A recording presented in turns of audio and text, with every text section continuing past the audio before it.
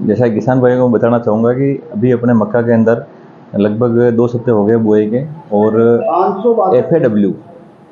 जिसे अपन फाल army worm बोलते हैं, आम भाषा में किसान भाई उसको लट बोलते हैं। तो एक तरह से कैटरपिलर है। इसमें क्या होता है कि जो इनकी फीमेल होती है तो वो एगलिंग कर देती है। इसकी जो मादा मौत होती है वो मक्के के वहाँ पत्ते के सरफेस के वहाँ नीचे अंडे दे देती है, और एक साथ अंडे देने के बाद फिर उससे लार्वे निकलती हैं, छोटे छोटे लार्वे निकलते हैं, और इसमें एक आपस में एक कैपेसिटी होती है एक दूसरे को खाने की भी। तो जो पावरफुल होगी वो प्रति पौधे में 1 या 2 कैटरपिलर बच जाएगा, लार्वी बच जाएगी, और बाकी सारे नष्ट हो जाएंगे, एक दूसरे को खा जाएंगे। तो ये इसकी क्या अलग अलग स्टार होते हैं, 6 स्टार तक होती है। फर्स्ट स्टार, छोटे स्टेज, फिर सेकंड स्टार, थर्ड स्टार, ऐसे मतलब इनका चलता रहता है। और लगभग इनका जो जीवन चक्र है पूरा 14 से 20 दिन में ये कंप्लीट कर लेती है, और सेकंड जनरेशन आ जाती है वापस। तो किसान भाइयों से मेरा ये आग्रह है कि जब शुरुआत स्थिति में कहीं अगर पौधे पे दिख रही है तो उन पौधों को उखाड़ लेना चाहिए, और उनको किसी कट्टे में इसमें डाल के गड्ढे में खोद के दबा देना चाहिए। अर्ली स्टेज पे अपन ये कर सकते हैं जब कहीं कहीं शुरुआत होती हो। दूसरा, अपन इसमें लाइट ट्रैप या फेरोमोन ट्रैप भी लगा सकते हैं, ताकि लाइट ट्रैप रात को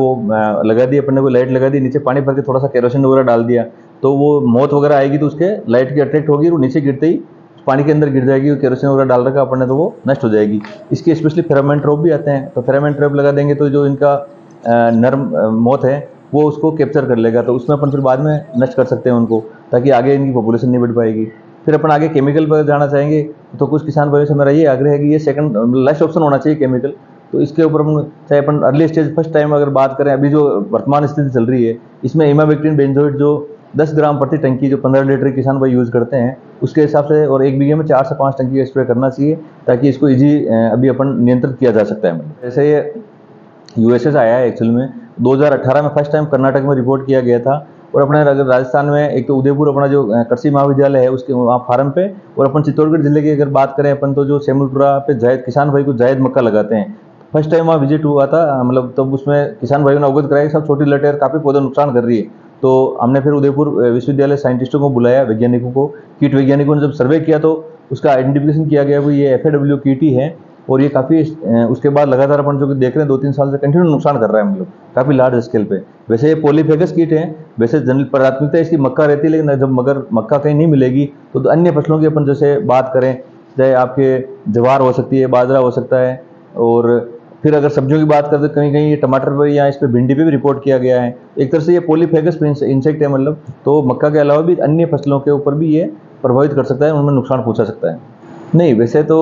क्योंकि जब मक्का डालते हैं जनरली तो किसान भाई जब अपने उसकी थिनिंग करते हैं या छटाई करते हैं, तो जब नी स्टाइल जितने अपने घुटने जितनी ऊंचाई होती है तब भी उसकी वो निराई गुड़ाई करके उसकी चटनी करते हैं। इसके बाद तो जब मक्का बड़ी हो जाती है तो पशुओं को नहीं खिलाते हैं, मतलब उस स्टेज में भी क्योंकि उस समय तो ज़्यादा कोई ऐसा होता नहीं है, फिर भी किसान भाइयों का मेरा ये आग्रह है कि उनको अगर पौधा आपको कहीं जैसे प्रभावित दिख रहा है, अगर जब छटनी कर रहे हो उस पौधे को साइड में निकाल देना चाहिए, ताकि पशुओं को नहीं खिलाना चाहिए उनको। बात चल रही है फाल आर्मी वर्म की, तो मैं किसान भाइयों से अनुरोध करूंगा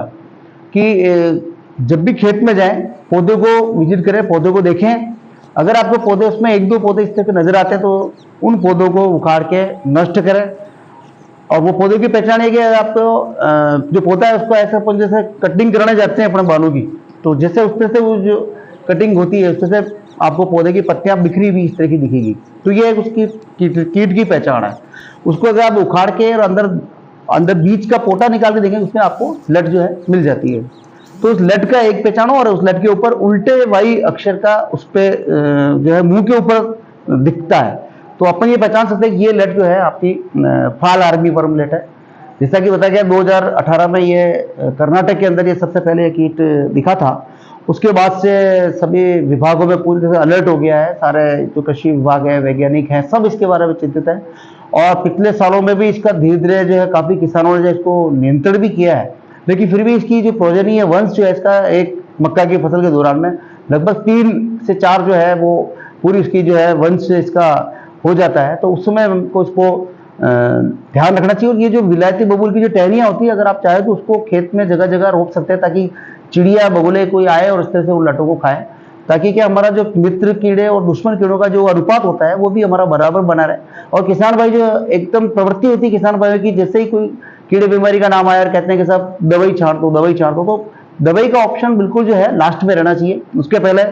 उन विराटी बबूल की टहनियां लगा दें या मिट्टी जो है उस पोटे में डाल दें जहां जहां पे आपको दिखता है। शुरू में अगर आपने थोड़ा सा ध्यान रखा तो आपको लास्ट में जाकर के इतनी दिक्कत नहीं है। अगर अपन कीड़ों का जो है इस कीट का प्रभावी नियंत्रण कर लेंगे। अगर जो केमिकल की बात करें तो इमेजिन बैक्टीन इसका सबसे बढ़िया उपाय है, जिसको आम बोलचाल की भाषा में सेवा वाली दवाई, नमकीन वाली दवाई भी इस तरह से भी कहते हैं। तो वो दवाई हमेशा बहुत कारगर है और लास्ट में इसको जरूर लास्ट में इस्तेमाल करना चाहिए, लेकिन पहले नहीं करना चाहिए।